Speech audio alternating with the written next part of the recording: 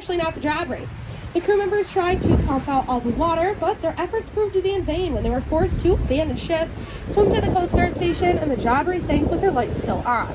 At an estimated loss of it sold last summer for $3.54 million, and George did buy it in the beginning as a wedding gift for his daughter. What did you get for a wedding gift? Maybe a new rug, some nice silverware, likely not a $3.5 million home. The next island that we are approaching is Pullman Island or Castle Rest. Mr.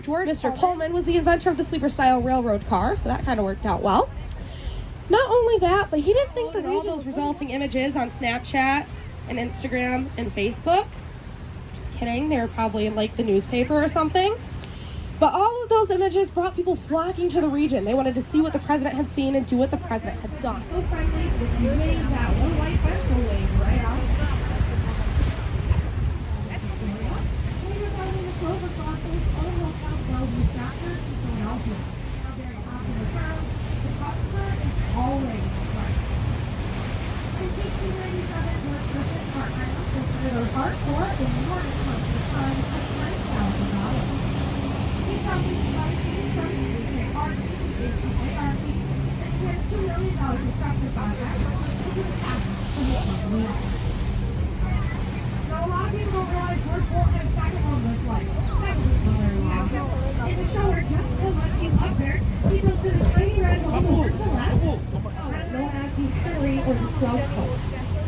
If you notice, the stonework on this structure is different than the stonework on any other structure on the island.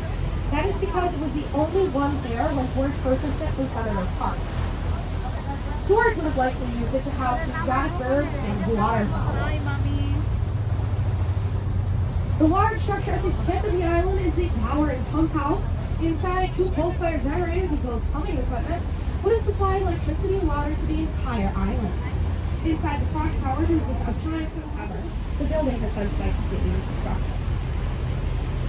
If our island was finished, it would house 13 structures in total, and each would be a replica of a site that George had seen when they scouted in Europe.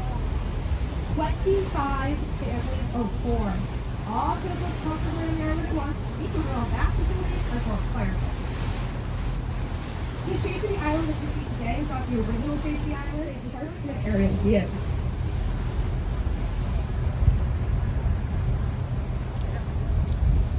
So you might wonder why you just started building and never completed it and forbid his family to ever complete it.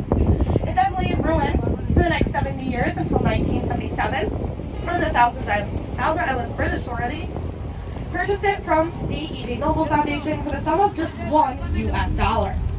Now that's a pretty good deal, but there are some strict rules. No one can ever live inside the castle since George and Louise didn't get to. It must always be open to the public as a museum and not turned into a private resort. And all the profits from the castle have to be flipped and put directly back into it in the form of restoration and non-stop since we left the bay. Let me tell you guys, that is quite a bit of talking. And I do want to promise you guys we will stop at the castle today at the end of your tour. I'll give you more information about that later, I promise you. But for right now, I am going to take just a short, around 10-minute break. And I will be back with you guys in a little bit. You can ask me any questions at this time too.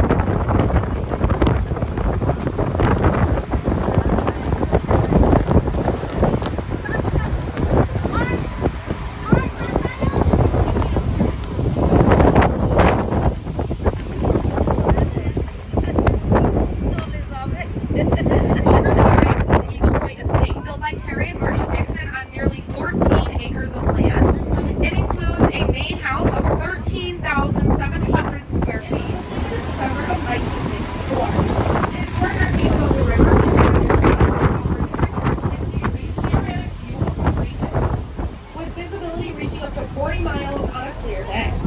The high-speed elevator takes you to the top in a mere 40 seconds. Now, for those of you scrambling to get pictures of it, you will get a better view of it later.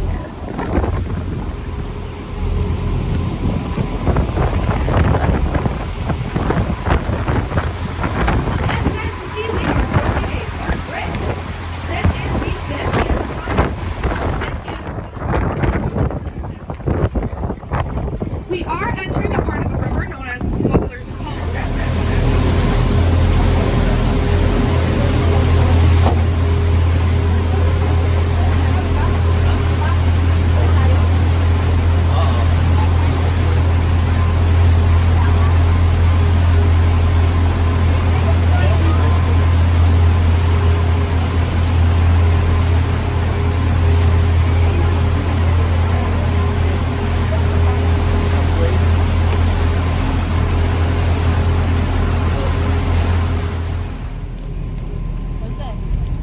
Now the husband loves it because when his wife and his daughters get after him, he can grab his fishing pole, a six-pack, and the dog and go hang out in another country for a couple hours. The actress at the time, she was from New York City, her name was May Irwin, come to visit them. She tried this dressing, she absolutely loved it.